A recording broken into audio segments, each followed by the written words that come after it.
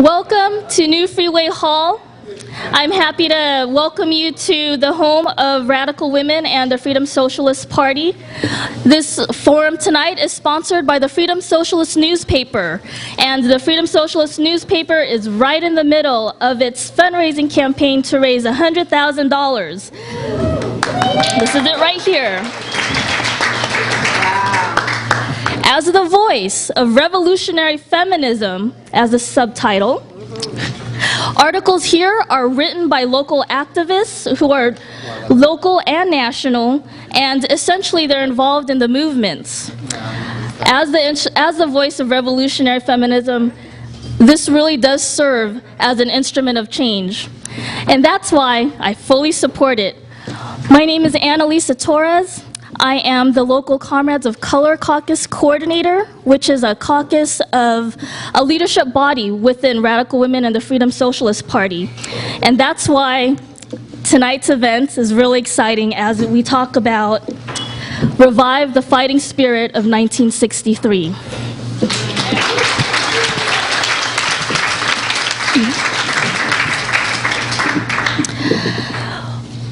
One of the other things in the newspaper that I really wanted to highlight, especially as it is relevant to today, is an article called Hands Off Assata.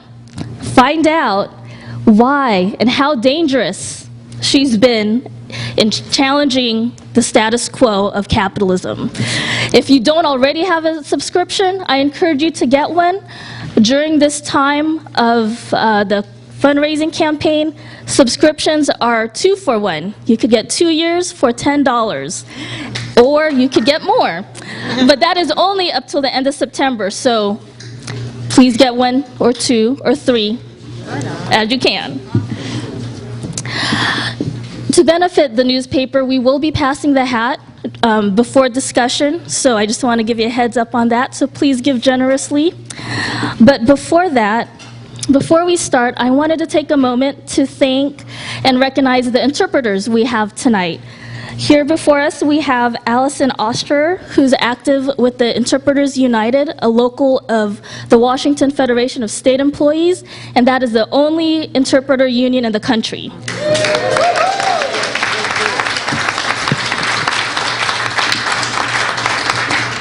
I also want to thank Miriam Padilla, who is sitting with folks in the back who will be interpreting for participants there. She is a high school student at Ida B. Wells School.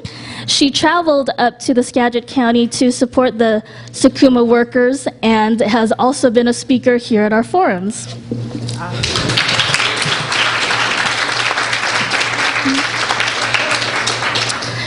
I also want to extend a warm welcome to not only Ramón and his family who traveled from the Skagit Valley, but guests who came from the Olympic Peninsula, friends from Portland, Oregon, and New York City, who are in the house tonight. So now that you're here, I want to invite you back. We will be having another forum next month, September 13th, where the theme for that forum will be Stop the War on Women Workers.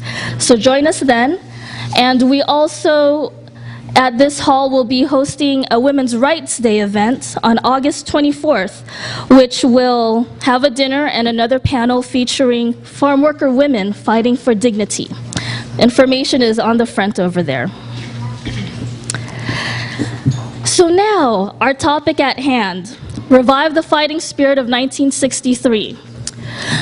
This was 100 years after the Emancipation Proclamation, and yet a systematic racial divide and segregation still existed. And throughout the South, notably in Birmingham, Alabama, African Americans were violently attacked by whites, dogs, and the local police state. But blacks and civil rights activists were fighting back and organizing. On August 28, 1963, the largest crowd up till that time marched on Washington. And that was, they had estimates of 250 to 300,000 people. Although it was popularized by Martin Luther King Jr.'s I Have a Dream speech, I wanted to especially note that it was black militants and labor who initiated the march and an event. And they were also, it was with the NLAC, the Negro American Labor Council, who initiated that whole march for demanding jobs and freedom. Now, in the wake of the dismantling of the Voting Rights Act, amidst high unemployment, especially for black workers, and the recent unjust verdict of George Zimmerman, we are again at a pivotal moment. How do we get jobs and freedom for all? And so tonight we have an exciting panel who will bring together how the labor movement and freedom struggles can win equality and justice. This is, after the panelists speak, there will be time for discussion. I've been telling some folks that this isn't a spectator sport, so I do invite you all to participate in discussion afterwards. So I'm happy to welcome our first speaker, Mr. Kevin Allen. He is currently the Vice President of the Coalition of Black Trade Unionists here in the Puget Sound, and they are organizing the local 50th anniversary for the March on Washington here in Seattle. And on your tables, you should have flyers so you know where to be next Saturday. He is also a member of the A. Philip Randolph Institute. He is within Washington Federation of State Employees, and he is also a delegate for his union to the local King County Labor Council. Please help me welcome Kevin Allen.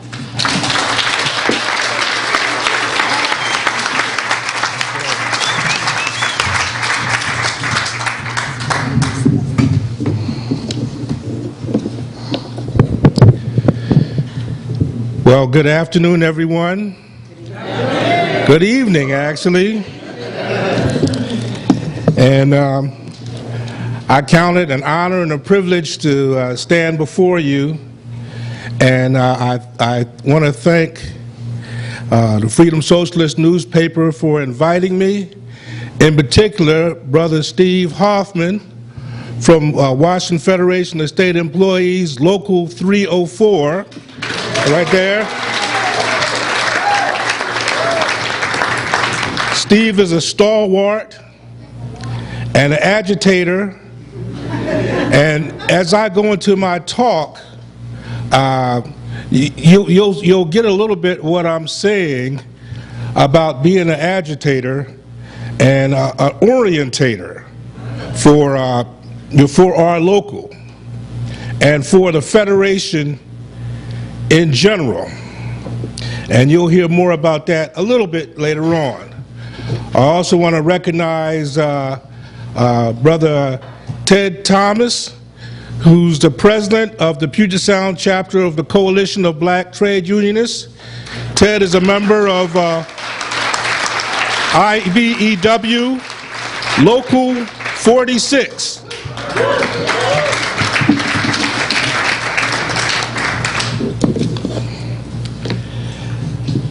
Now, when we talk about 1963, that wasn't the beginning. Things had gone on, like I said, it was 100 years since the Emancipation Proclamation. And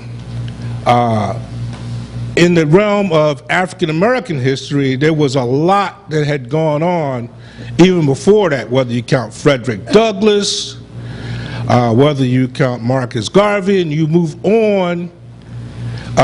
When you think of labor, one would have to think of A. Philip Randolph as a pioneer and a leader in the struggle of the labor movement, and in particular, getting the labor movement to include African Americans, which was part of the orientation of not only labor, but America itself. And in fact, I wanted to pull this quote up. I put it on my phone because I didn't print it out. This was something that, and if I can't even get it up here, LBJ said this in 1963, which talked about the orientation of America. He said, if you can convince the lowest white man that he's better than the best colored man, he won't even notice that you're picking his pocket. Hell, give him someone to look down on, and he'll empty his pockets for you. That's the orientation of this country, unfortunate as it may be, and that was the orientation, unfortunately, within labor. So when I speak, and Annalisa spoke about segregation in the South, well, I grew up in the segregated north of Philadelphia.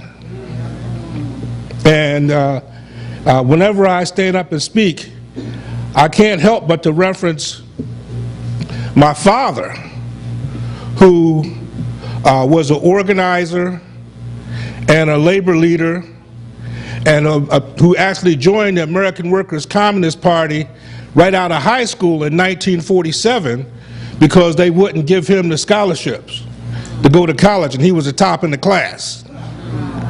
So, you know, the segregation, though it was most prevalent in the South, was also prevalent in the North in all kinds of insidious, unofficial, and official ways. So I always honor my father, who I thank God that he's given me some of his DNA. And I could remember as a young person speaking and going to what they call the communist meetings when I was a little kid.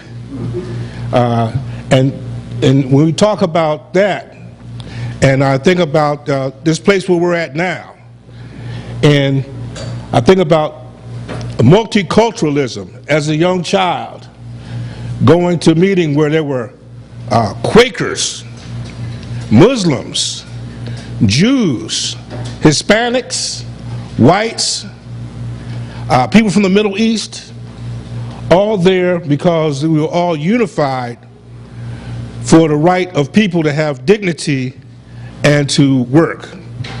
So that gives a little bit of background and the orientation from which I speak. So when I speak this evening and go on, you'll have some kind of frame of reference. Now, I mentioned A. Philip Randolph and how he was a labor leader in history and how he led the fight for the first official black union of Pullman Porters, the Union of Pullman Porters. And he started that in the 20s, and he worked all the way through the 40s and tried to have marches against the war and against segregation in the military and government contracting. And that led to the third and final attempted march, which was successful, which took place in 1963. I would want to add, and this is breaking news, a person who was an organizer of the 1963 March on Washington was another historic African-American labor leader and organizer, Bayard Rustin. And it was just announced, and a press release came out today from the A. Philip Randolph Institute that President Barack Obama has posthumously awarded Bayard Rustin the Presidential Medal of Freedom. So that's a wonderful thing. Unfortunately, like so many things, we can't smell our flowers while we can smell them. But it's better to be recognized now than never. Now, getting to the March on Washington in 1963. That march was called by A. Philip Randolph, as well as others, to have a massive jobs-oriented protest in Washington, D.C. At that point, A. Philip Randolph, he was the elder statesman. There were other folks coming along in different areas. And Bayard Rustin was an organizer. You had other groups like the Southern Christian Leadership Coalition, the NAACP, and others involved in that. And when one looks at it, one would say the March on Washington grew out of a clear-eyed understanding that the problems facing African Americans and presented a discrete list of demands.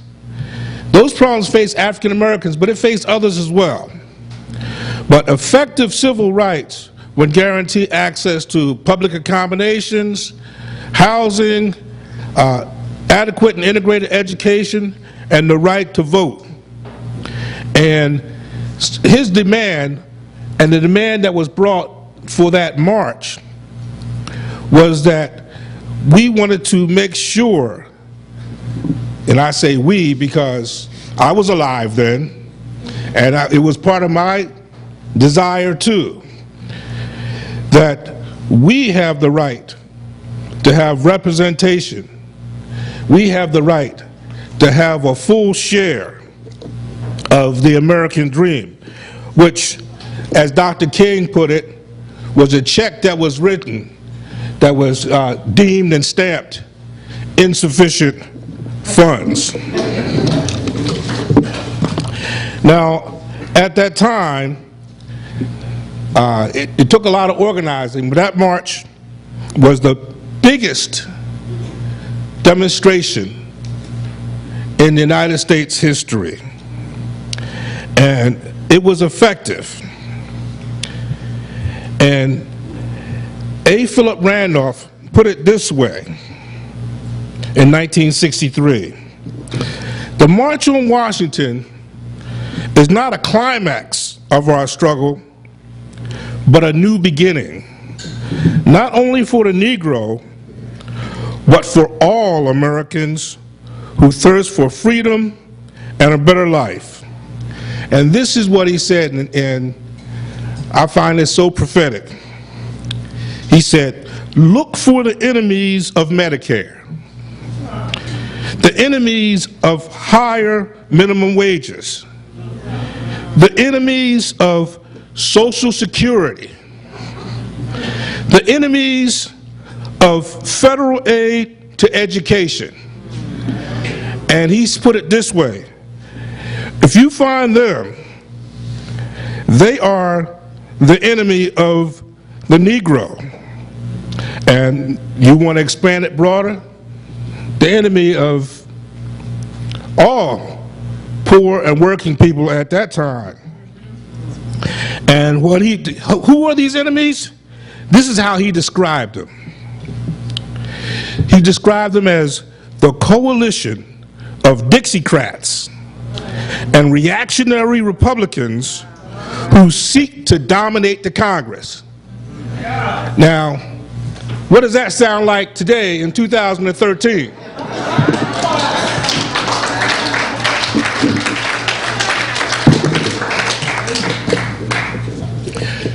But when we think about that, that march got things going.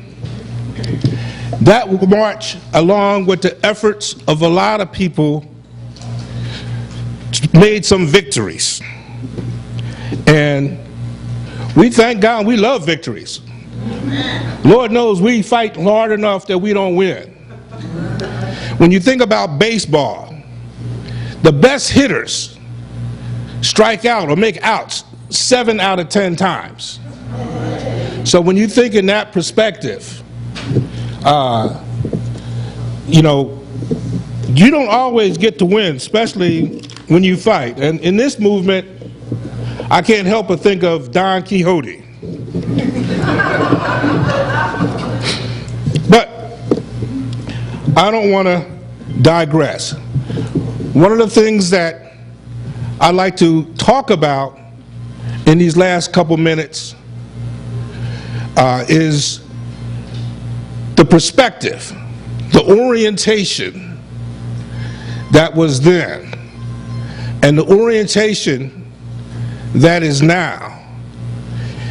Orientation, where you come from, how you look at things, where you see things, and where you define yourself will tell you how to lead others.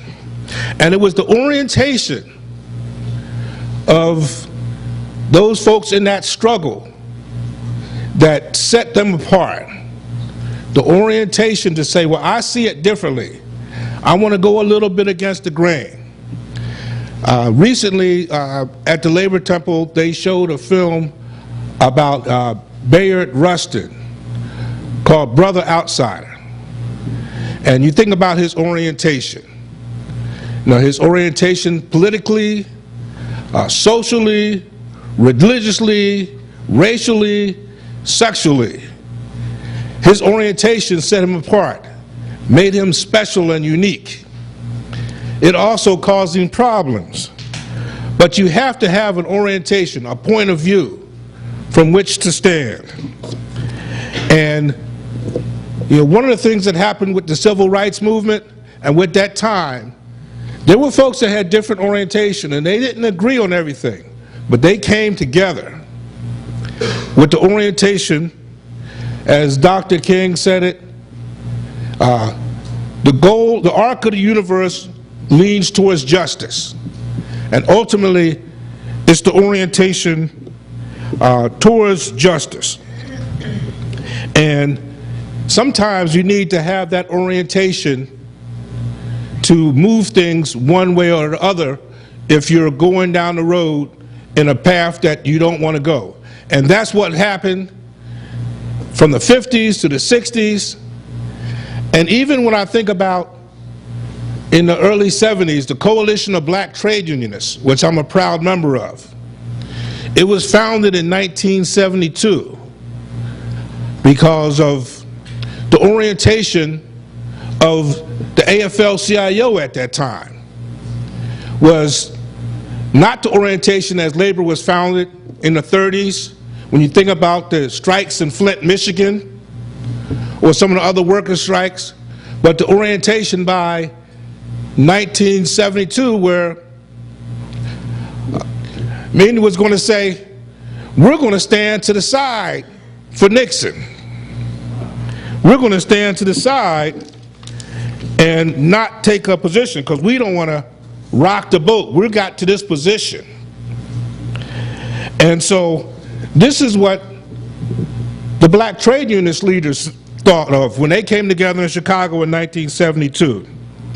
They said, we are concerned that the re-election of Richard Nixon will almost certainly result in 4 more years of favored treatment for the rich and the powerful, continued unemployment, frozen wages, high prices, appointment of additional members of the Supreme Court who are conservative and insensitive to the rights of workers, minorities, and the poor, more repression and restriction of civil liberties, and the reversal and total neglect of civil rights.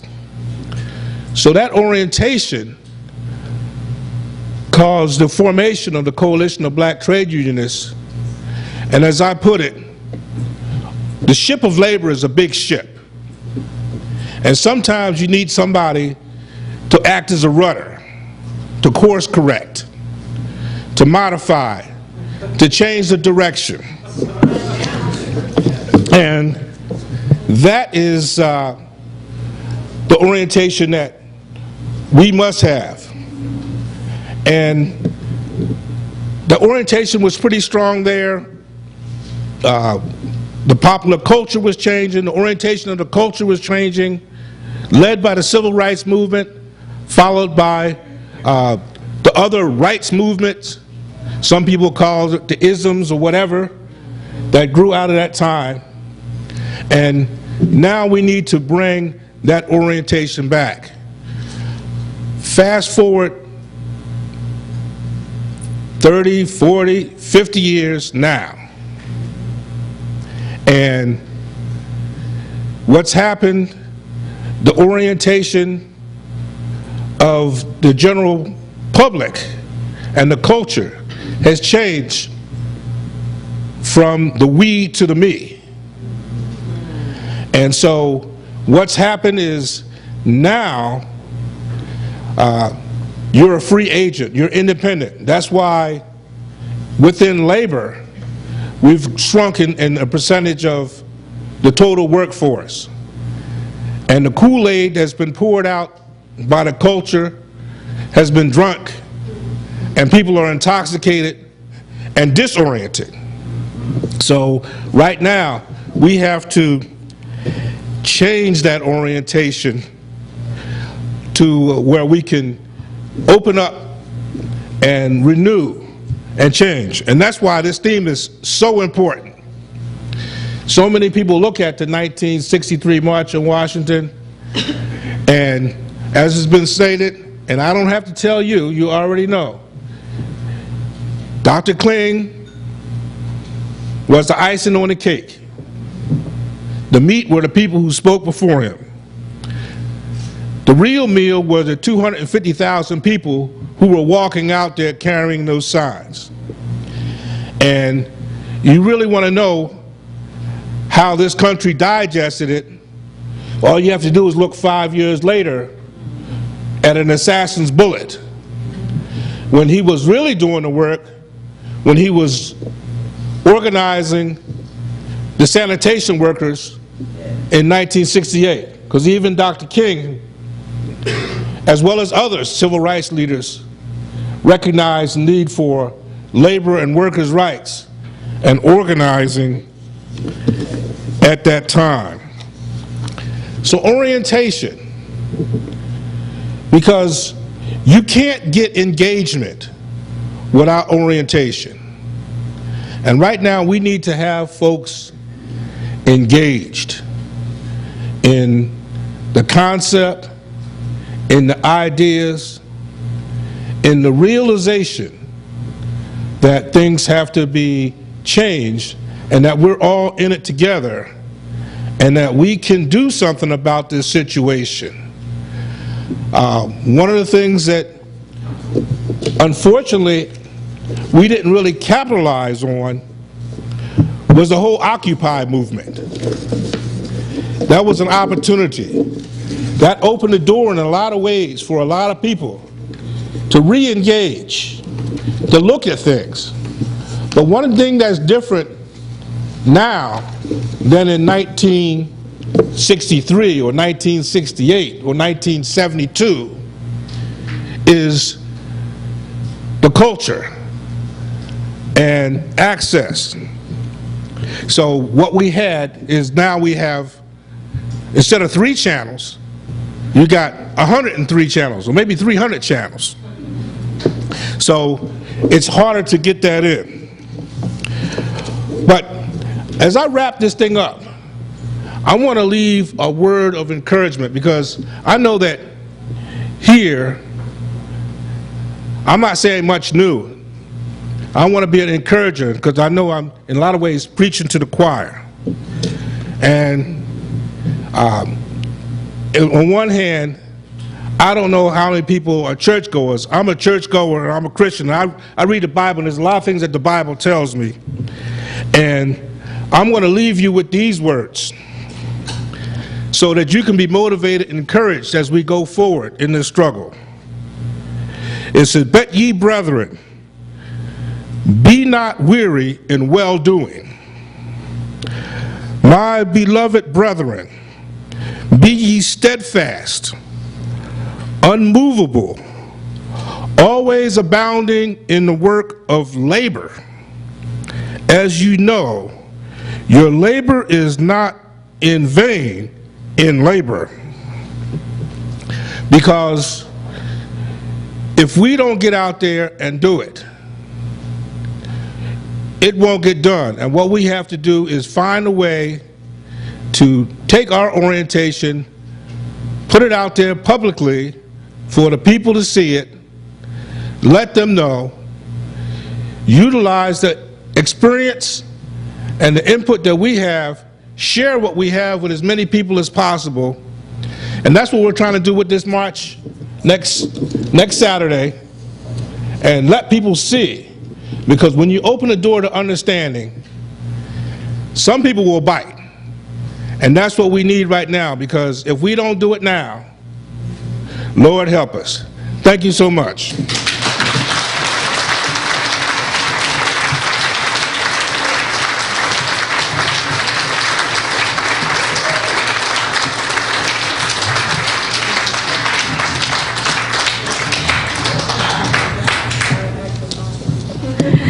Thank you, Mr. Kevin Allen.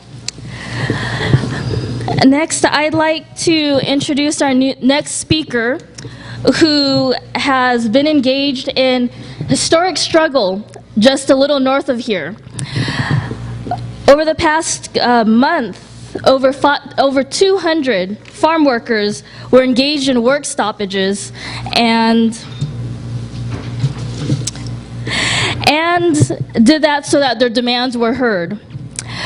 Ramón Torres is the president of Familias, Unidas para Justicia, which represent workers and their families at the Sakuma Brothers Farms up in Skagit Valley.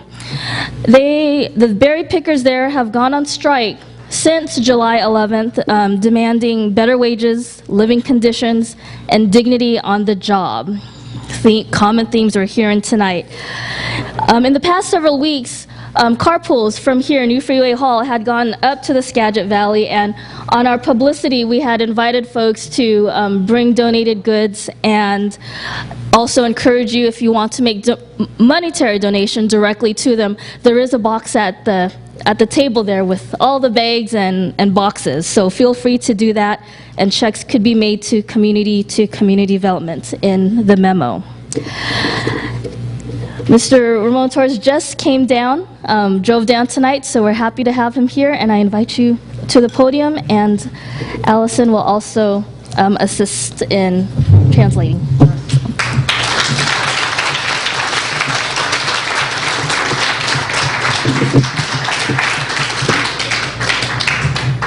Buenas noches.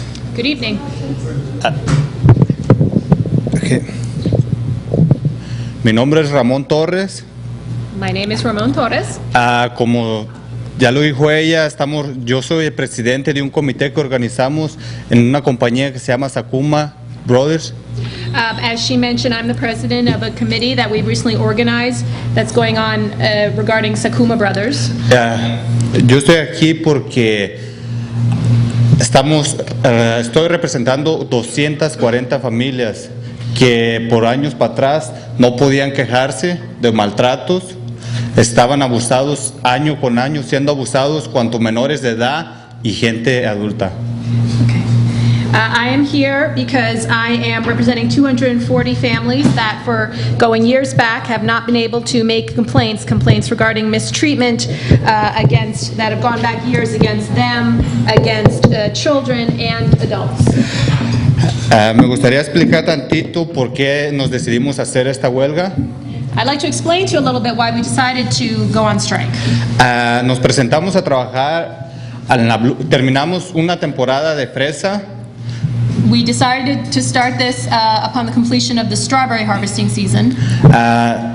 Nuestro siguiente trabajo era piscar blueberry. The following season was supposed to be for harvesting blueberries. Decidieron pagarnos, trabajamos por contrato, decidieron pagarnos 30 centavos por libra.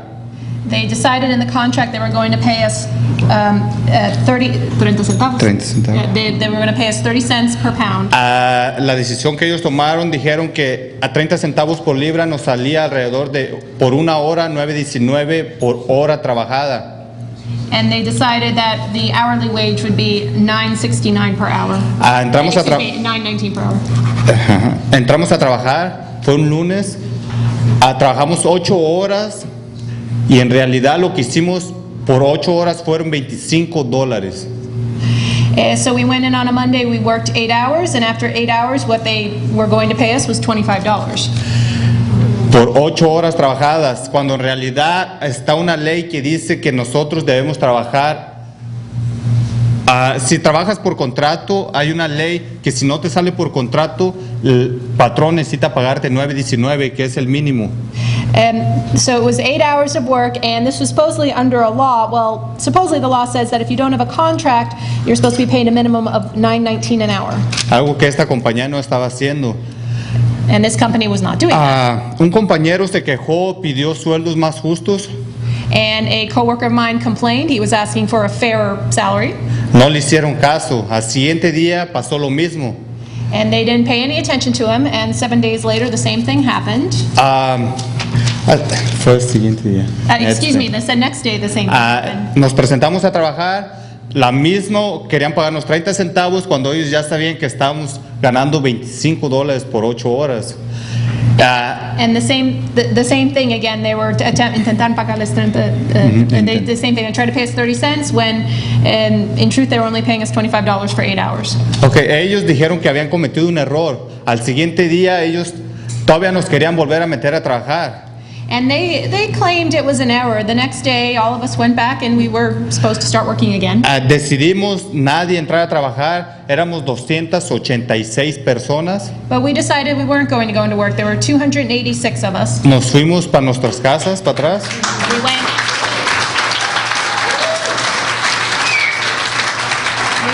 back to our homes. Mi compañero Federico López ese día llegó tarde.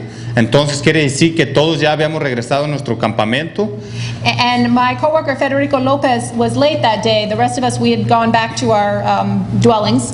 El encargado del campo llegó preguntando por Federico López. Lo llevaron a la oficina a hablar con los patrones. Ellos decidieron and so the boss of the camp showed up. He was looking around for Federico Lopez. They brought him into the office with all the bosses. Decidieron que iban a decidir si él se quedaba a trabajar o estaba despedido por pedir precios justos. And they decided if they were going to let him stay or if he was going to be fired for asking for fair wages. Le dijeron que ellos iban a hablar entre ellos. A las 2 de la tarde tenían una respuesta para él. And they said they were going to talk amongst themselves, and by 2 p.m. they would have a decision. Él y otro compañero se llama Cornelio fueron conmigo y me dijeron que qué podíamos hacer. Lo único que hice. And so him and another worker named Cornelio, and they came to me and they said to me, well, what can we do? And what I did.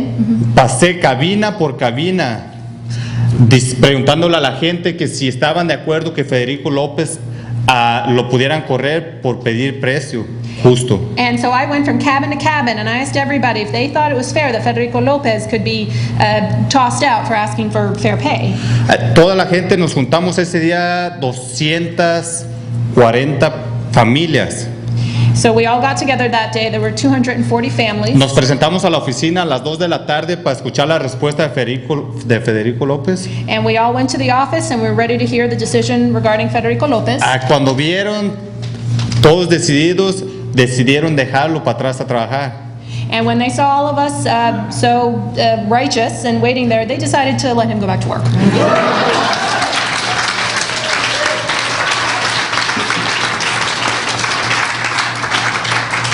Entonces, en ese rato nosotros decidimos hacer una lista de demandas. So in that moment, we decided to make a list of demands. ¿Qué es esta? Here it is. Para poder hacer un negocio con los patrones. This was to negotiate with the bosses. Pedimos que nos suban la libra para pescar a mano 70 centavos por libra. We decided to ask them for 70 cents a pound for harvest, Quitar escáneres, los escáneres, to get rid of scanners, y poner tarjetas en vez de escáneres. and instead of scanners to use paper cards, paper Okay, receipts. esto de los escáneres es porque si yo trabajo 8 horas, el escáner nomás me cuenta el tiempo a la hora que yo llego a chequear mis libras. Quiere decir que si termina... So the reason for the problem with the scanners is, say I work 8 hours, and then the scanner is going to count the amount of time when I actually arrive there with my weight of work ready to be counted. Quiere decir que si yo estoy en el field trabajando por 9 horas y yo chequeé en el escáner 1 hora antes, ellos nomás me están pagando 8. So that means if I'm working in the fields for 9 hours and I show up to be checked by the scanner an hour before that, I'm only going to get paid 8 hours.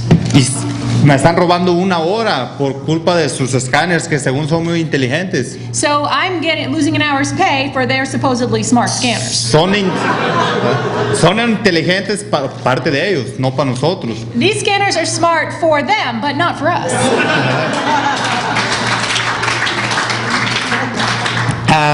La otra demanda es que nos están intimidando. Muchos de los mayordomos tratan de decirme a mí, hey, tú no vas a poder con el patrón, él tiene mucho dinero. Another demand we made was regarding intimidation. A lot of the managers were doing things coming up to me and saying, oh, well, hey, you can't mess with the bosses. They have a lot of money. Nunca les vas a ganar, son muy poderosos, tienen muchos abogados. You're never going to win. They're very powerful. They have a lot of lawyers. Okay, eso es otra cosa que queremos arreglar. That's something else we want fixed. Estaba un mayordomo especialmente que les ponía tarea a la gente. Estábamos por contrato o trabajando por horas. Also, regarding the managers, Un mayordomo que nos ponía tarea. okay, the managers, they were giving us little tasks. Él me decía, hey, ¿sabes qué? Tienes que hacer esto en 1 hora o si no estás corrido. For example, a manager would tell me, hey, you better finish this in an hour or you're fired. Su nombre, pues aquí lo puedo mencionar, Antonio López. I can mention his name here. It's Antonio Lopez. Esta fue una demanda que estuvimos peleando como por 1 semana.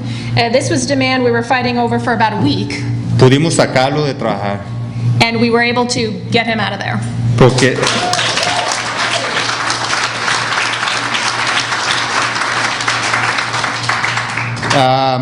pedimos respeto por parte de supervisores a trabajadores, We asked for respect from the supervisors towards the workers, cabinas con mejores condiciones. and for cabins that were in better condition. Esto significa que yo y mi familia, pues mi familia está allá.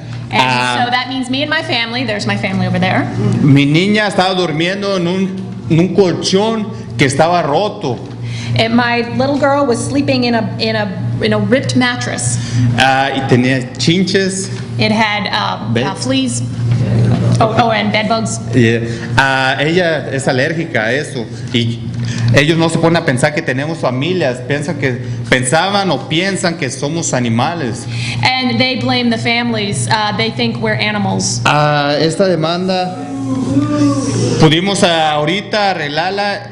Hicimos un cambio, nos están poniendo colchones nuevos ahorita. And we got this demand met. We are getting new mattresses.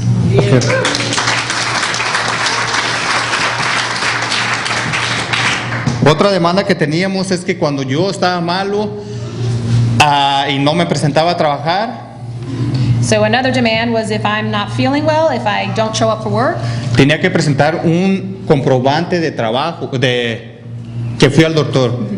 before I had to show proof, some kind of proof that I'd gone to the doctor. Esto, o si no, ellos iban y me tocaban mi puerta, que tenía que irme a trabajar.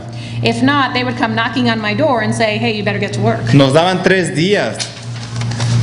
Si no te presentabas en 3 días, necesitas desocupar la cabina que ellos te están prestando. And they would give you 3 days. If you weren't back in 3 days, you had to be out of the cabin that you were occupying. La explicación que nosotros les dimos a ellos es que la mayoría de nosotros, las familias que estamos ahí, no tenemos medical.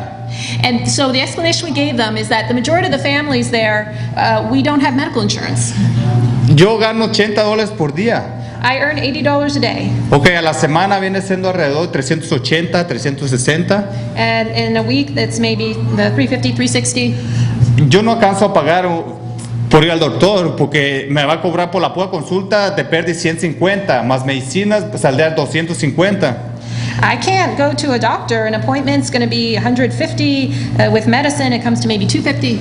Lo único que hacemos nosotros que no tenemos medical es ir a la farmacia y agarrar lo que nosotros pensamos que puede ayudarnos. Since we can't go to a doctor, the most we can do is go to a pharmacy and try to get the medicine that we think might help us. Y es la razón que ellos no entienden eso. And that's Que no something podemos ir al doctor y ocupan un comprobante. that's something they don't understand. We can't just go to the doctor and get this proof they want. Esto estamos peleando, es otra demanda. Otra demanda es que ellos van a traer trabajadores de México. Se llama una aplicación H2A. So that was one of our demands. Another one was they were trying to bring in workers from Mexico under a visa called H2A. Ellos nos están suplantando con esa gente. They're trying to replace us with these people. Iban a traer 160 personas 160. contratados, They were going to bring in 160 people, contracted workers, ganando $12 por hora. and earning $12 an hour, Cuando nosotros estamos ganando 9.19. when we're only making $9.19. Ok, nosotros no se nos hizo justo porque nosotros también venimos de California aquí.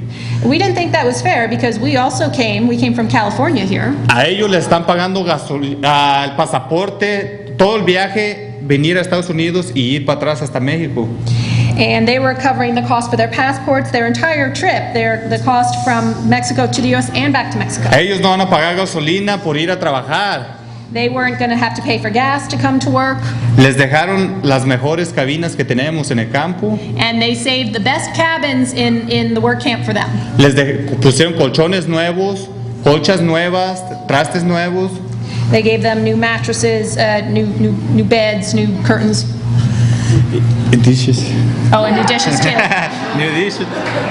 Cuando es algo que, le están dando privilegios que a nosotros nos tocan, porque nosotros somos los que trabajamos año con año.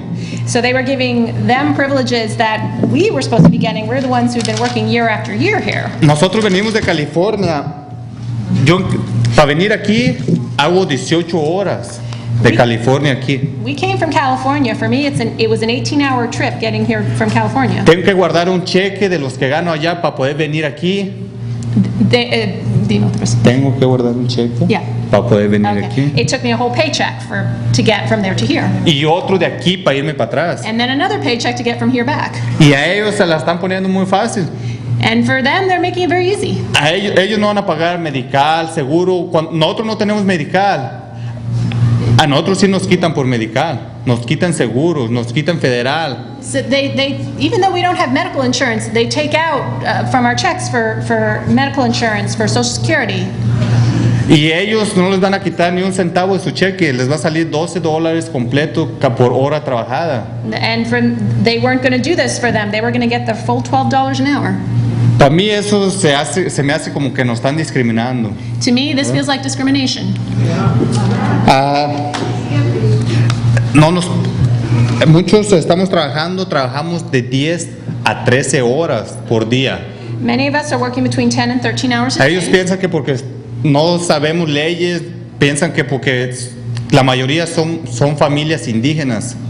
And they assume we don't know the law because the majority of the families are indigenous. Hablan otro lenguaje, no entienden español ni inglés. They speak a different language. They don't speak English or Spanish. Es la razón que ellos lo están pisando.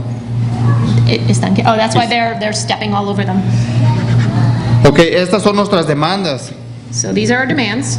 Aquí lo que hemos logrado es que pudimos meter 3 gentes de nosotros, trabajadores, a negociar sueldos con los patrones. Some of the things we've accomplished, we were able to get 3 workers to be able to negotiate over payment, over salaries. Cada que vamos a piscar una fruta, Each one of us who's picking fruit, necesitamos ir a hacer un test junto con el supervisor. we're going to do the test at the end together with the supervisor. Él se basa por libras que piscamos y hace su presupuesto y nos da un precio. So this will be based on the weight, the pounds that we pick, that'll go into a budget, and that will reflect what we earn. Ahora la oportunidad que nosotros tenemos es nosotros ponemos nuestro precio y podemos negociar con ellos ahorita. So the good thing now is we can set up a price and we can negotiate it with them. Esto nos está ayudando ahorita alrededor estamos haciendo de $12 a $14 por persona, por hora. So because of this, we're getting close to between $12 and $14 per person per hour. Hace semana y media tuvimos una huelga. A week and a half ago, we had a strike. Ellos estaban muy seguros que toda la gente de nosotros estaba ganando $17 por hora. They were very sure that all of us were earning $17 an hour. Okay, yo me desenvuelvo muy bien para hablar español. Yo le dije al dueño, le dije, okay, pues si estamos ganando $17 la hora. And I speak very good Spanish, so I told the boss, well, if we're supposedly earning $17 an hour, Okay, el mínimo es $9.19. the minimum is $9.19. Pues ¿por qué no nos pagas $14 y ya no trabajamos por contrato? Por horas 14, no, ni es para ti ni para nosotros, es algo a medias. And so I told him, why don't you pay us $14 an hour? And so then we're meeting in the middle.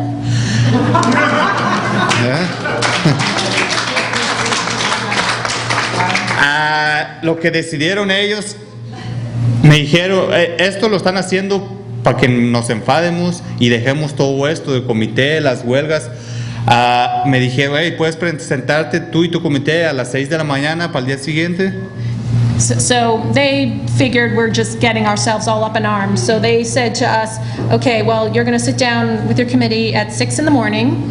Voy a tener una respuesta. And I'm going to have an answer for you. Ok, su respuesta de ellos fue que el que quisiera trabajar podía entrar a las 8 de la mañana y el que no se tenía que ir para California. And their answer was, if you want to keep working, you can get to work at 8 a.m. If not, you can head back to California. Querían una lista de todas las familias, estábamos 160 familias que no estábamos trabajando ese día. 160. They wanted a list of all the families. It was 160 families who were not working that day. Querían una lista de esas personas para desocupar las cabinas y de regresarnos el depósito que damos por la cabina. They wanted this list of people so they could clean out those cabins and return us the deposits we paid for the cabins. Ok, los depósitos son $300. These deposits are $300. Yo con 300 no llego de aquí a San Francisco. With 300, I can get from here to San Francisco. ¿Qué voy a hacer de ahí para allá? And what am I going to do ¿Cómo voy a ir after hasta that? California? How am I going to get the rest of the way in California? Ellos no se ponen a pensar que tenemos familia. La mayoría de estas personas tienen de 5 a 7 niños. And they don't think about how that we have families. Most of the folks have between 5 and 7 children. Lo único que quieren es ver sus cabinas desocupadas, así para ellos poder presentar quejas con el gobierno o con el estado para poder traer gente a trabajar de México. They didn't care about any of that. All they wanted to see was their cabins empty so they could present these demands and complaints to the government and say, well, we need to bring in more people. Ahorita estamos viendo la forma de ver cómo arreglamos una póliza de contrato. So right now we're in the process of trying to see how we can set up a contract. Ya habíamos llegado a un acuerdo con ellos, nos habían puesto personas de seguridad fuera de los campos. And so right now we're working with them. They've set up security people outside of the camp. Que ni siquiera sabíamos nosotros que eran securities. We didn't even know they were supposedly for security. La gente estaba asustada, que quiénes eran, que qué estaban haciendo. Some people were very frightened. They thought, who are these people? What are they doing? No pudimos. Ok, disculpa. Ok, la razón que ellos lo pusieron según era por seguridad, que personas querían quemar las cabinas.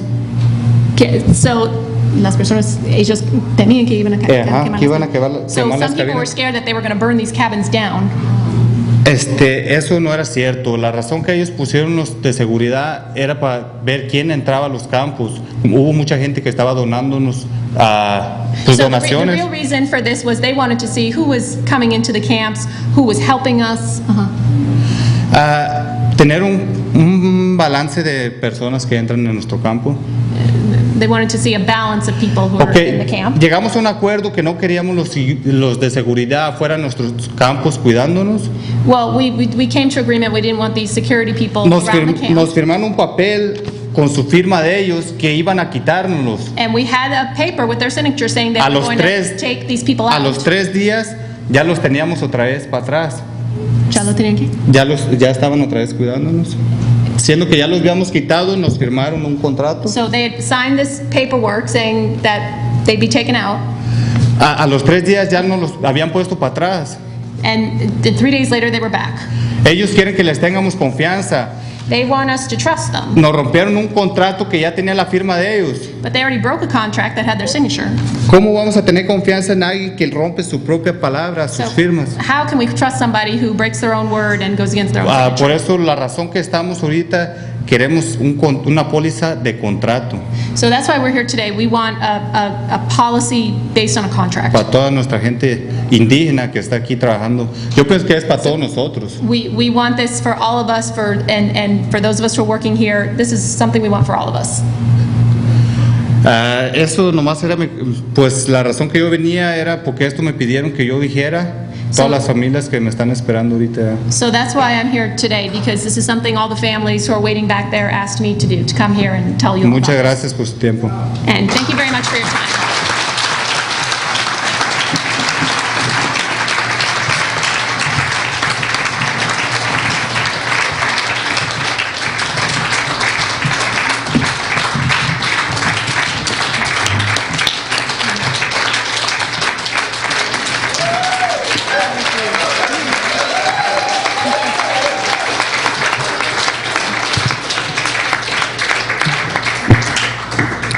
Like Ramón said, they're currently in this fight, so I want to urge you all again to give generously to supporting their struggle up in Skagit Valley. Next, I want to welcome Ms. Kelly Grayson. She works at Seattle Central Community College and is a member of the Washington Federation of State Employees. There she is a shop steward. She has been on the negotiating team for statewide community colleges, and she's been active this time too, in fighting the budget cuts that affect both workers and students. And when I asked her for what else she wanted me to share about her, she basically told me earlier that you don't have to be long to be strong. Here's Miss Kelly.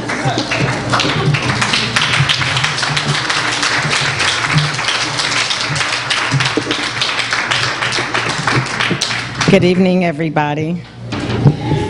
Wow, what phenomenal stories, huh? I'm just a little country girl from Indiana. Oh my gosh. Well, the way that I got involved with unionization and labor, I was introduced to some poets, some writers, some authors in the 3rd grade. So like I was born in 1965, so half the stuff that was going on I knew nothing about until I got to the 3rd grade, right? I was, in Indiana, I didn't see anybody that was a threat to me. I grew up in an urban area in Indianapolis, Indiana, and I went to public schools. My mom worked in the hospital. As a matter of fact, she was working at the hospital that I was born in, and then, just life was going on for me, right? And so I had white teachers that were encouraging to me, and so that was my early education, and 3rd grade was the education of being black. And so I got involved with just writing poetry and making sure that all my friends on the playground were nice to each other, because in 3rd grade, Mrs. Hannah, it was during Black History Month, I didn't have it back then, but it was something that she incorporated into her class where, the month of February or whatever was when we celebrated Black history. And so we had to do an assignment, but what she wanted us to do was to close our eyes, and that was back in the days when you had the big video cassettes and the television and all this stuff. They had the media services roll it in and everything, and you know what I mean. And so you still had the copy machine that you had to roll, you know what I mean? Put the film on, and you know. And so I loved being a kid, and I loved growing up in Indiana, and nobody told me that I couldn't do what I wanted to do. I sat first chair viola, I sang in the choirs, playing the viola in the 3rd grade was unheard of, you know what I mean? Because if you didn't play violin, well, you just didn't participate. You did something else. You ran track or something, you know. But for me, that day was very memorable for me. It was the first time that I really experienced sadness at the loss of another person, because I didn't know what death was. And this man, Martin Luther King, was so significant in our history that I didn't know about as I was growing up, that it just made sense for me to just kind of keep going down the pathway of education, because I loved learning, and I loved reading, and I loved being challenged in education. And so Mrs. Hannah had us close our eyes, and she played the different segments from when Martin Luther King Jr. was shot. And so he was, you know, in his car with them.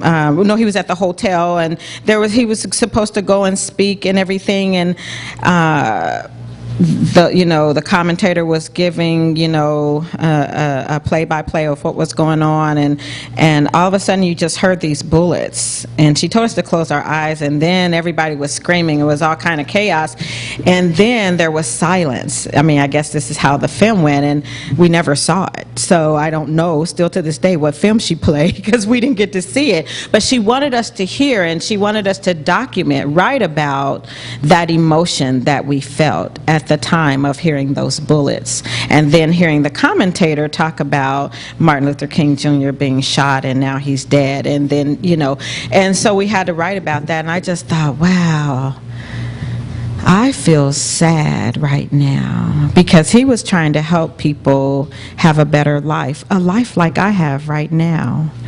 Well, in the 3rd grade, life is grand. I mean, you know what I'm saying? And so, but I didn't understand the struggle that everybody was going through. The Vietnam War had ended, men were coming home. I saw men who were a part of our inner community, our circle. They were doing some things that was bizarre to me, like drinking and drugging and hanging out on corners. I used to know them as very intelligent people who would come over and have intellectual conversations, play dominoes or play chess or something like that.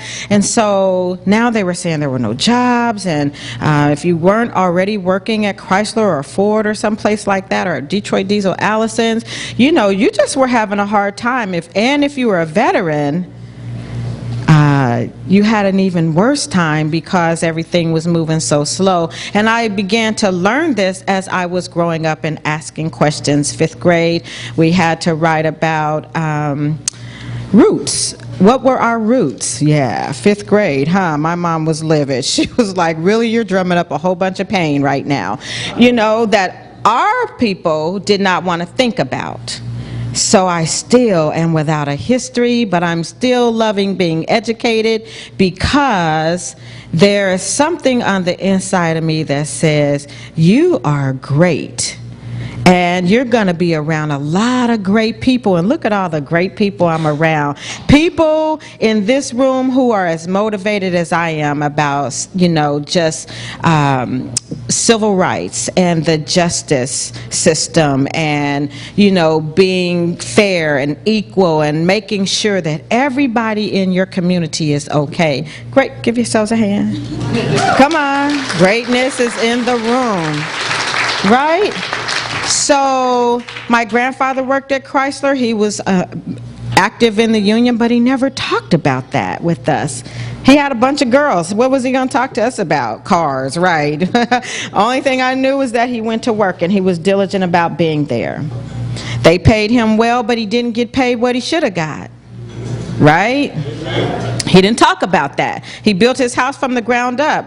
when the plumbing wasn't right, he didn't call the plumber. He just got it fixed. He did that. So he was, I didn't know about the Coalition of Black Trades and different things like that. And I wonder if he knew about those things, you know, as he was working and trying to make a living for me and my mom and her siblings. And it's really funny because the poets that I talk about, learning about and hearing about, and I just loved. I met Nikki Giovanni when I was in the 3rd grade.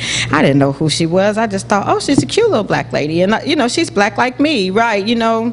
But she was just so fly and so funky, and her poetry just was live. And I just don't remember a thing she said because I was enamored with the fact that in the 3rd grade, I met somebody famous. And she signed the book. Yay! I don't know where the book is or what the book was, but she signed it for me. So I'm a collector of books. My mom probably gave it to the Goodwill. I don't know. You know what I mean? So she was the one, though, Nikki Giovanni. She was the neophyte of the group of women that I'm going to talk about a little bit. Bell Hooks, Nikki Giovanni, Zora Neale Hurston, and then Maya Angelou. Those are my bomb-dig queens. Let me tell you, when I want to reach down inside and feel good about who I am in a predominantly white world, as a black girl still, I'm a little girl, but I'm grown up a little bit now, I understand that we are all working together, not as black and white, but as people in a community who see the injustice that occurred and want to move forward. And so these women were not dogmatic in how they spoke to people. They were very affluent for their time. They were white women, black women who were educated. They were writers, poets. Their knowledge, their education got them into places that for their time they could not get into. I was enamored and still am with education. Now, you know, life happens, and it happened to them, and they wrote about the life that happened to them. So Maya Angelou, she was the first black female streetcar operator in San Francisco. Come on. Yes, come on. You know what I mean? I was like, oh my gosh, she is such a person that I really just love because of her ability to adapt to whatever situation she found herself in. She was a single mother. You know what I mean? She had to do something. She was an educated woman, but still, you know, she just really had to deal with life. She dealt with the loss of a relationship, with, you know, the loss of Dr. Martin Luther King and Malcolm X, and she was just really, if you've read Maya Angelou and her poems, so inspirational, but if you just read about who she is as a person, even more so. And I loved the book, I Know Why the Caged Bird Sings, and I even more so loved the movie. You know, but as I, you know, think about these women, all the social constructs that were set in place, they broke the barriers, right? Okay, black female streetcar driver, San Francisco, wow. Okay, Nikki Giovanni, she, you know, professor, and she was writing and publishing in like the Harper Perennial, 1968, right? Harper, come on. Harper? Get the Harper, no. Anyways, and then she, from 1968 to 1998, she did work, and I think that that's the era where, you know, she really came into who she was as well, writing about those events for 30 years that took place in who she is and who she was at that time. And then Bell Hooks, she intentionally did not capitalize the B and the H in her name simply because Bell Blair Hooks was her grandmother, and this woman, all these women are educators, right? They're teachers, they're poets, they're authors, they're actresses, and their names are prolific in the black community, and yet they are being included in the white community, accepted, affirmed, and even pushed further to do what needs to be done to promote peace and social justice, right? So she's a writer still focusing on race and gender and capitalism, which she feels continues to perpetuate and produce systems of oppression and class superiority, right? So she wants people to be aware that, just because we have overcome the civil rights era does not mean that racism is dead, right? Still, in certain areas in Indianapolis, Indiana, you don't go to those areas after a certain time, even before time, because, they got the flags boldly posted, get out, nigger, stay out, all this stuff. And I'm just like, where am I at again? And so these types of things are what continue to push me further into policy and education and social justice, because children coming up, they are so many generations removed from all of this. Like, if we don't give them the real history about stuff and stop giving them that watered down stuff that they put in McGraw-Hill, come on. I'm so done with them.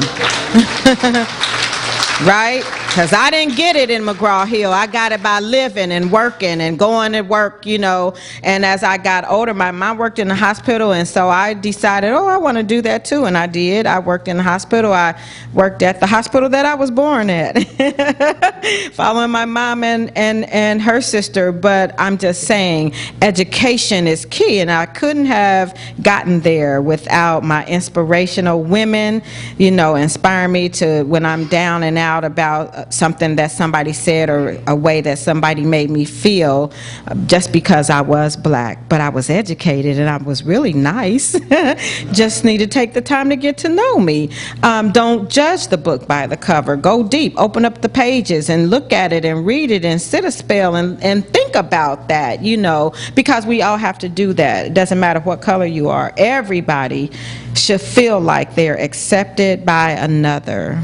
So we have to be cognizant. I've always grown up cognizant about how I make people feel when I'm in their presence, because I want them to do the same for me. And even if they don't, it's okay, right?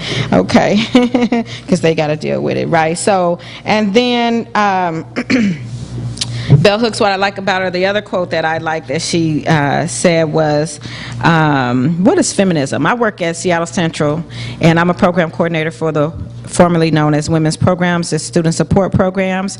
And when I came there, I was interested in it because I am a first girl, and I come from a long line of first girls, and I need to do some more research on these women to see if they're first girls. But because that fascinates me, women are strong. Right? Come on, come on. We do things men say they can't do, and I had a pastor once tell me can't or won't. So anyways, y'all think about that. But she said, so somebody asked her, what is feminism? And she said, feminism is rooted neither fear nor fantasy. Feminism is a movement to end sexism, sexist exploitation, and oppression. And she regards education, loving communities, and communication as the linchpin to developing healthy communities and relationships not marred by race, class, or gender inequalities. And so that's kind of how we're going to overcome some things in the movements that we have, that we find ourselves faced with. And in commemoration to what Dr. Martin Luther King Jr. stood for, social justice, racial equality among all people, but first and foremost people of color, because we had been done so wrongly. I'm young, so I can probably say this and get away with it. But when I think about how racism got started, and when I think about all the struggles that we have gone through, I think back to our time in Africa and how that just for comfort we were sold, if that makes sense.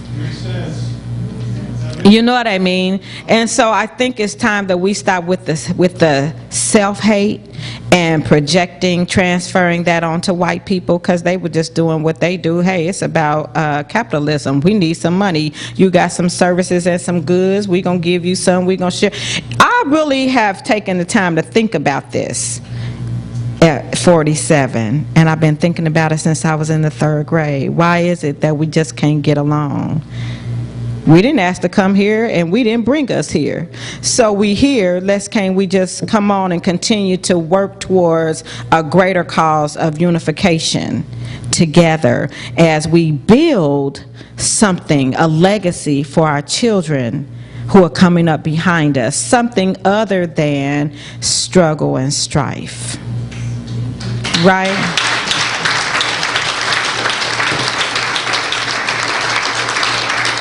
So we got to do introspection. We got to be real about where we are. We got to go deep and feel the pain. And I think that these women, these poets, these authors, these mothers, these just inspirational divas, right? Because they are all divas. I think that, a lot can be learned. I'm still in education. I still push for no tuition hikes. I still push for, okay, management, get it together, because we are not going to have this, right? So I negotiated, and being in higher ed on our President's Day, I told our classified staff that as we negotiated a contract, because of ground rules, we weren't done, and I really couldn't say a whole lot to people, but what I did want to let them know is that we work in higher education, Local 304, that piece of it, we work in higher education, and so you guys have had contracts longer than I've been here. Can we do a comparative study?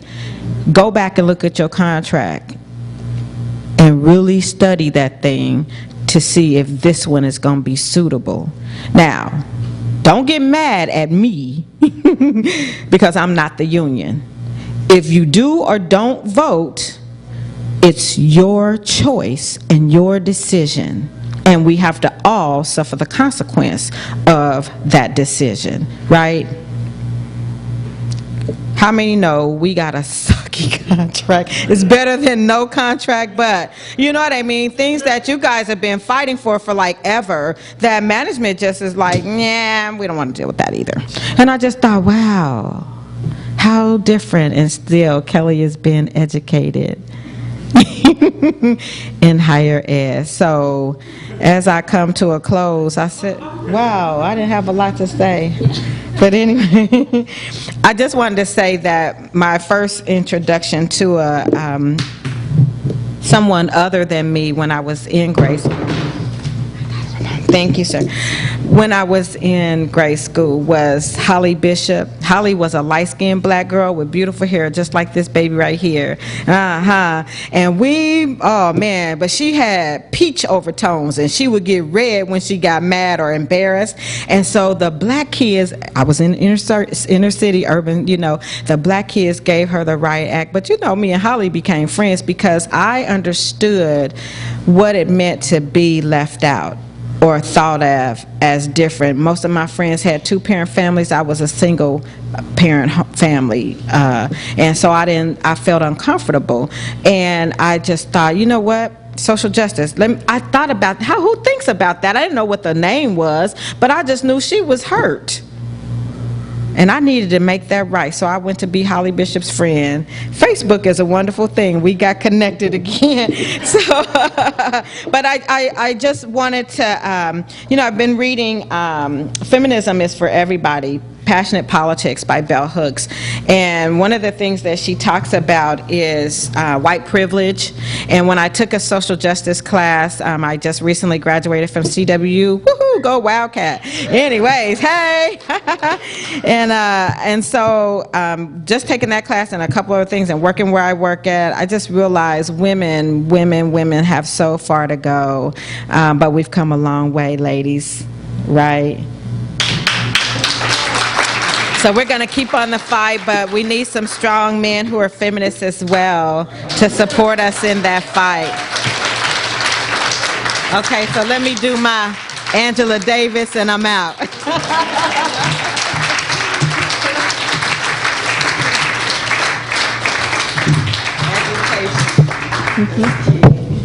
Thank you, Kelly.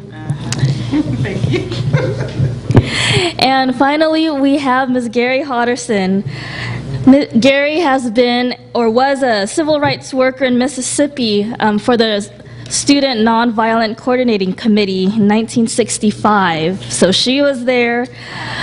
She's currently the International Secretary for the Freedom Socialist Party, and she's also a member of SEIU's Service Employee International Union 775. So another labor person, and she had also, oh, come on up. One more thing, I thought it was really important to know that she was also co-founder of the United Front Against Fascism, which had also fought the white supremacists here locally, and she's done many things, but I'll stop there, so come on up.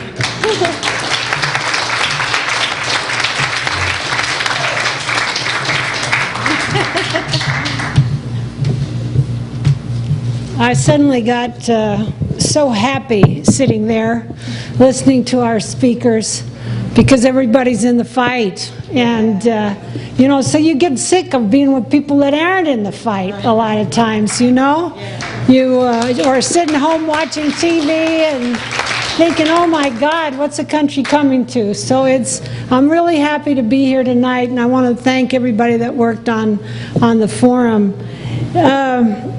I want to talk about the march itself, some of the things that, some of the controversies that were involved in the march, and also I think some of the lessons. What for us now? Where are we going to go? I think those questions have, God help us if we don't figure out. As Kevin said, I couldn't agree with that more. In 1963, I didn't go to the march, though I've talked to at least one person here who attended the march, and I hope she'll say a few words in discussion, and maybe there are other people who were there.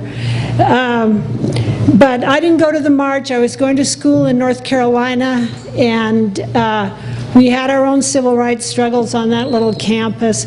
But 2 years later, I went to Mississippi, and I worked in a rural county in Mississippi, challenging public accommodations, trying to integrate various places that had been whites only up until the passage of the law.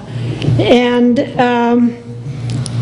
when you're in a movement, you only see one little piece of it. You've got your little bird's eye view of what's going on and what happened. And what I like about events like this is that I go back to my books. I've got all sorts of books on the civil rights movement. There have been so many wonderful books that have written that have told the true story, the story of the rank and file people, the grassroots people, who really built the movement and without whom there would have been nothing. So I went back to my books and I looked up some of that history about the '63 movement.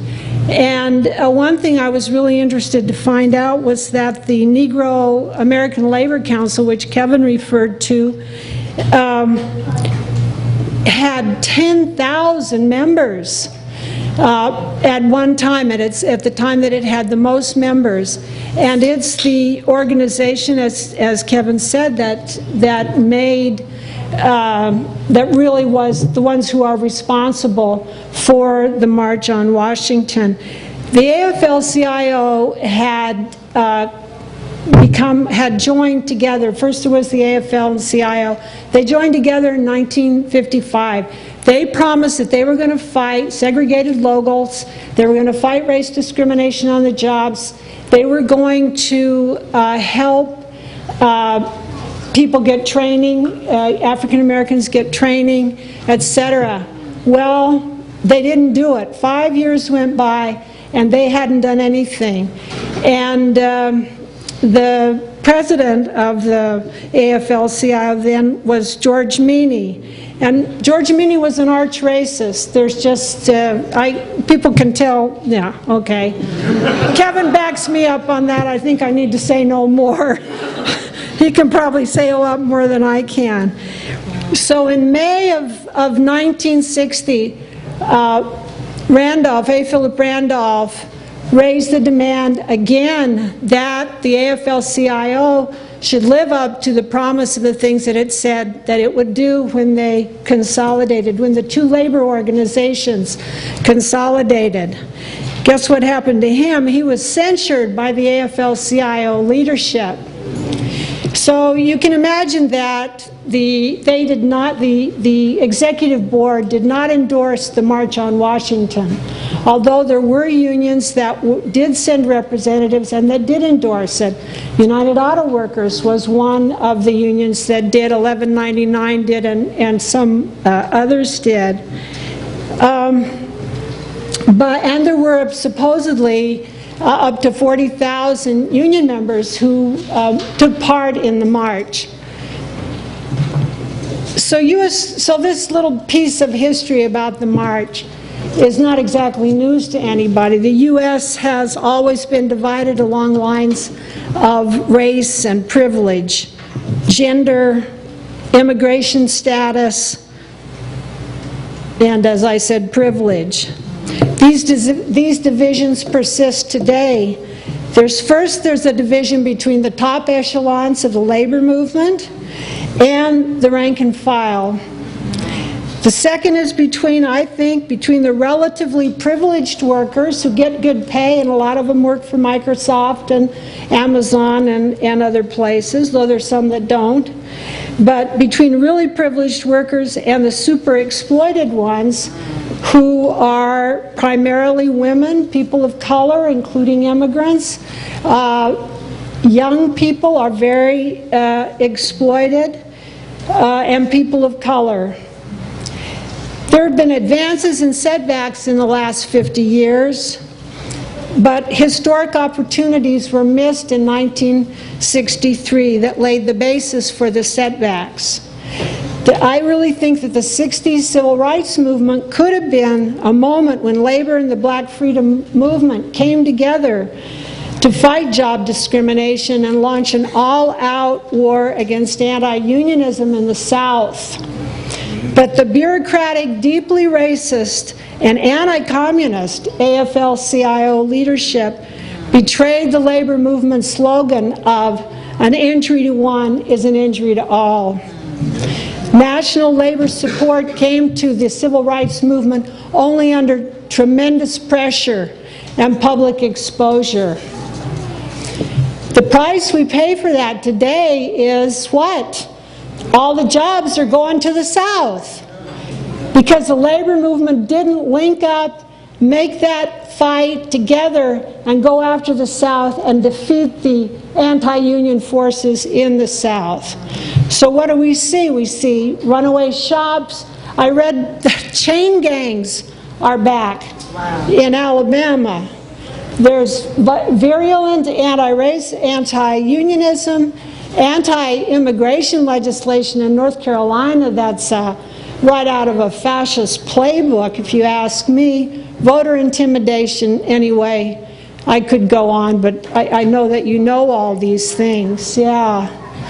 The reactionary, racist Dixiecrats who were in the Democratic Party when I was in Mississippi just switched parties from the Democrats to the Republicans, and they're still running in the South.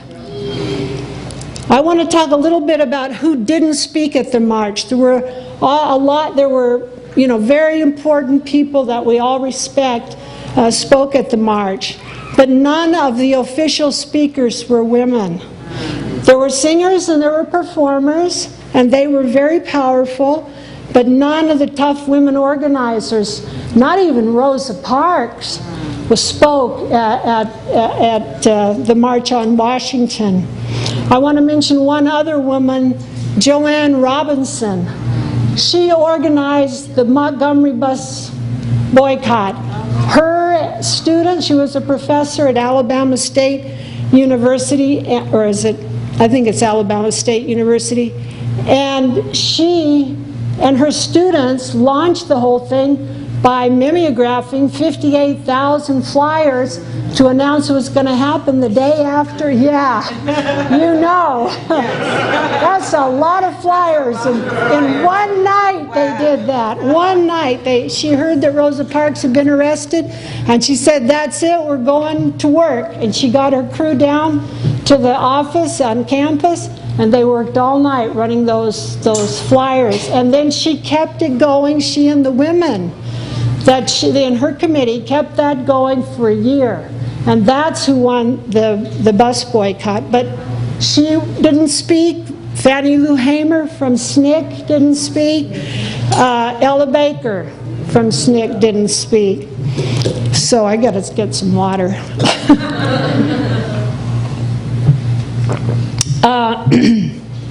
It was all men, even though the women were carrying the movement on their backs. And I know, because I lived with a woman, Mrs. Hill, I lived with her family. She got up every morning and she went to work as a maid. And if they'd known that I was living with her, they would have firebombed her house like they firebombed the Freedom House in that town when I was there. So, you know, she and young women, they were like, they were girls still. They were 12, 13, 14. They were so brave. And so were their mothers, and so were their grandmothers. And they should have been there on the podium.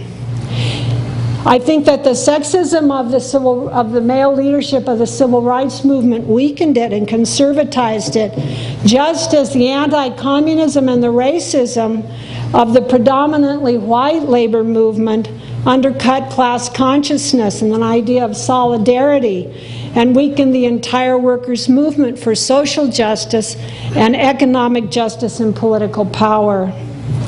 But you know, freedom now is a really contagious idea. Some people start talking about freedom now, and other people start looking at themselves and going, hell, I ain't free either. I want some freedom. So women, as a result of the civil rights movement and that experience there, and our general oppression in all aspects of life, launched the civil rights struggle for women, the feminist movement that Kelly referred to. And you can imagine how, perhaps having heard how the top leadership of the AFL-CIO responded to the demands for black, to the end of discrimination in the trade unions, you can imagine what they thought about when women came marching up saying, yeah, we want to get into some of those male-dominated locals and get some of those good jobs. We got a lot of the same treatment that people of color did. I want to say a little bit about the Kennedy administration and the March on Washington, and whose speech got edited. Because there's a very important, the person who spoke for SNCC, Student Nonviolent Coordinating Committee, their speech was edited. We didn't hear the whole speech. The March on Washington was not a love-in for the Kennedys. All that stuff about Camelot is, that's not true. Okay, it's not true. The Kennedy brothers, because Bobby was the Attorney General and John was the President, and they had a lousy record on civil rights. While people who were trying to register to vote in Mississippi, Louisiana, and Georgia were being beaten and killed, President Kennedy had no plans to pass a civil rights bill or civil rights legislation. He didn't want to anger the lily-white Democratic power structure in the South. So his policy was just appeasement. Bobby, who was the Attorney General and ran the Justice Department, had appointed a corporate antitrust lawyer to head the Civil Rights Division of the Justice Department. His name was Burke Marshall, and he faithfully carried out what the Kennedy policy was. And the policy was for the Justice Department and the FBI to claim this is, you know, if you're getting beaten up in Mississippi, that's an issue of states' rights. And we're federal government, and we can't do a thing about it. Best of luck. The FBI agents, and I know this firsthand, FBI agents were to watch if there was a crowd attacking you. They were to simply take notes and write it down. And if you walked over to them and asked them, please defend my right to exist, don't let these people kill me, they said there's nothing we can do. And that was the policy of the Kennedy administration.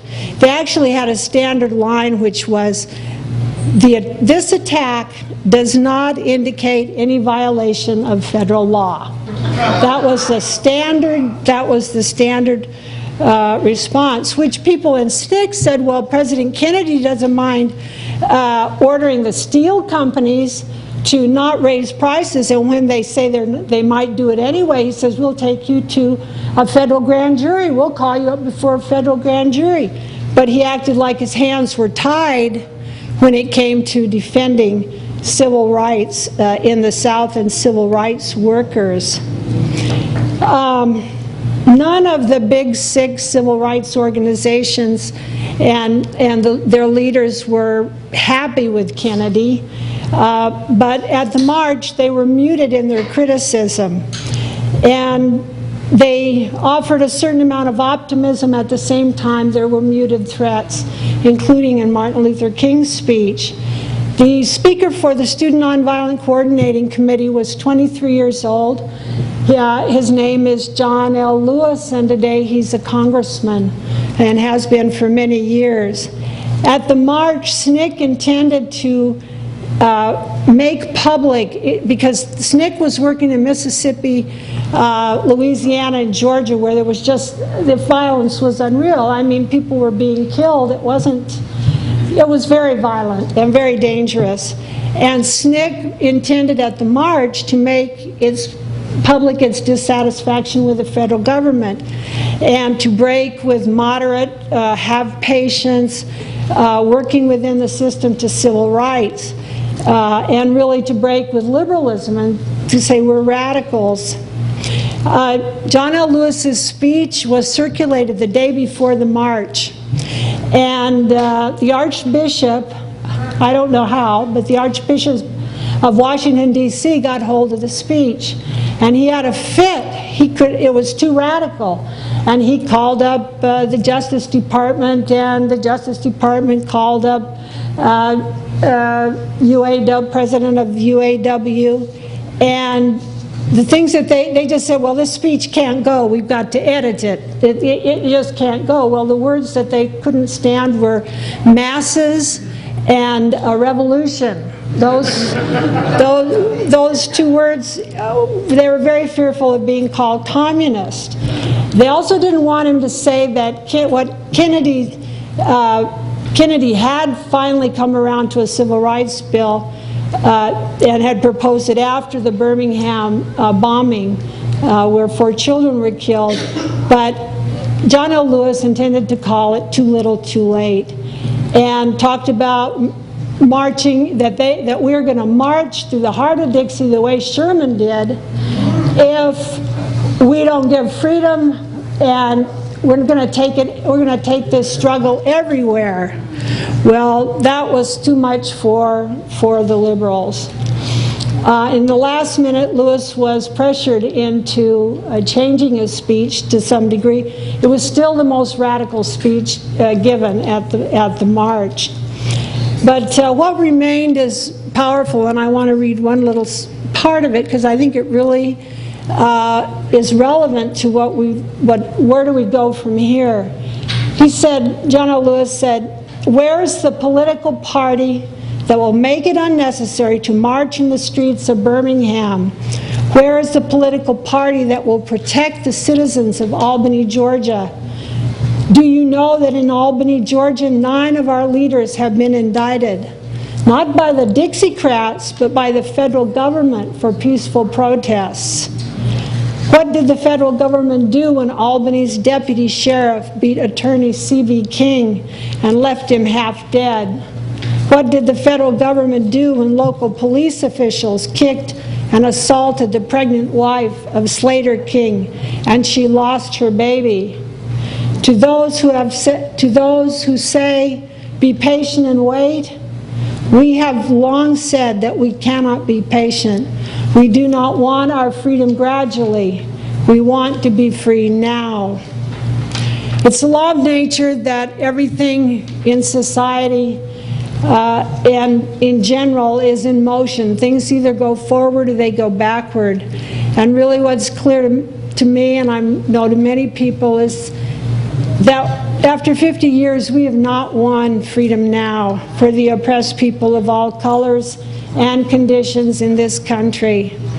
In fact, a lot of the things that we won with the civil rights movement and all the other movements that came rolling afterwards as a product of the black civil rights movement, we've lost. We've lost affirmative action, voting rights, the right to strike has been just strangled practically. Ethnic study, money for child care. I know I'm probably going on too long, so I won't make the list anymore. And I think we also still do not have a national electoral party that represents working people and the poor.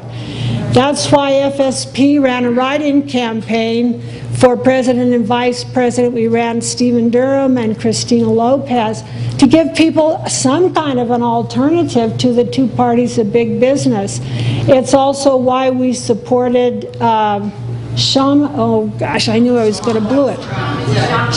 Savant from the Socialist Alternative, who ran for city council and now is in the runoff. She's a socialist. She's going to fight for working people if she gets elected. The Democrats are big business just like the Republicans.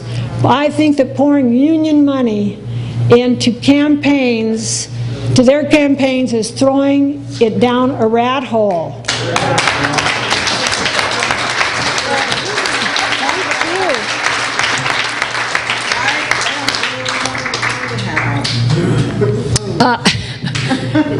Without a national party, I think we're supposed to be grateful for crumbs, and in that sense, not much has changed since 1963. I think Obama's immigration reform is a cruel hoax that penalizes the poorest and most vulnerable workers in this country. The Justice Department today goes after Occupy demonstrators and throws them in jail if they refuse to talk to the grand juries. Police departments spy on anti-war activists, and the FBI sets up youngsters, most of them black and Muslim, as our big terrorists in this country, and they're just mostly misguided teenagers.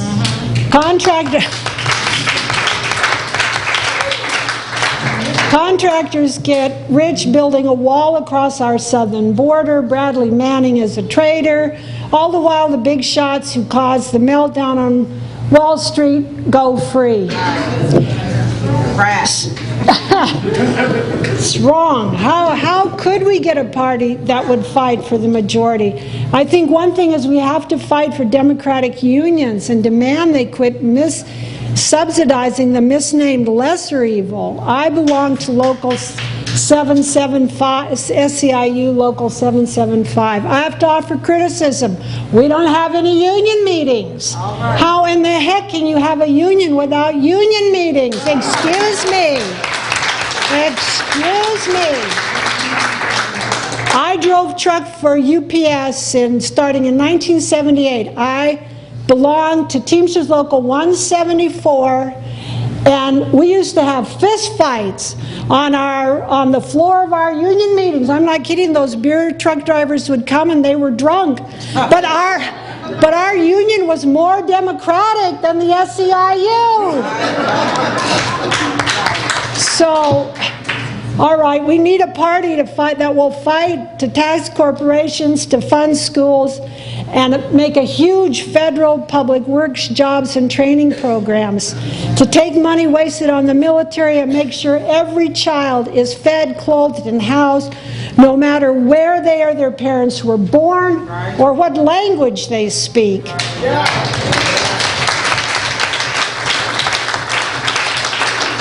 We need to nationalize major industries so we can bail out the workers of Detroit who have been used, abused, and abandoned. We need to restore affirmative action and close the wage gap between women and men. But, women, yeah. But freedom now cannot be won only at the ballot box. For years after the Voting Rights Act passed, liberals pointed to the fact that blacks were getting elected in Mississippi, mostly to local office, but also to the state legislatures and other states in the Deep South. And they said, well, this is progress. We're moving forward. But as I say, we move back. And the problem was we didn't address the economic system. It stayed the same in the South. It is non-union, race to the bottom capitalism, as you said. So economic and political disparities stayed exactly the same for the vast majority. I think that's why we have to revive the civil rights movement on a higher level. It has to be a democratic movement, as SNCC was in its early years. Open, as Kevin said, to all who support it. We got to think about our orientation. Tolerant of different views, ready to fight beside any group that's oppressed, offering a place to work together for the greater good. Otherwise, this movement is just a backroom deal made by a handful of folks, or it's an NGO accountable to a board but not to the people who organize their communities or the people who are the community. To win, a movement, I think, must be radically anti-capitalist, multiracial, against all forms of gender discrimination.